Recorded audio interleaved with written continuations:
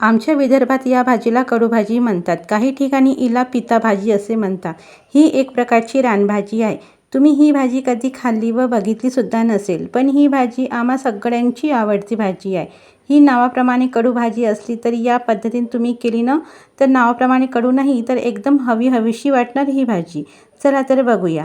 सगळ्यात अगोदर दाखवल्याप्रमाणे कोवडी भाजी किंवा पाला तोडून घ्यायचं. तिला 2-3 पाण्याने स्वच्छ धुवून घ्यायची. नंतर त्याला एका तावेलवर 5-6 तास छान पाणी निथळू द्यायचं किंवा थोडं 2-3 तास उन्हात ठेवलं तरी चालेल, म्हणजे ते थोडं सुकल्यासारखं होणार आणि भाजी बनताना पाणीसुद्धा सुटणार नाही.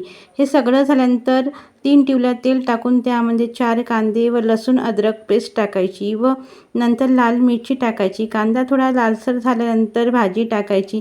तर बघा या भाजीला पाणी सुटलंसुद्धा नाही, कारण की आपण छान यातलं पाणी छान निथळू दिलं.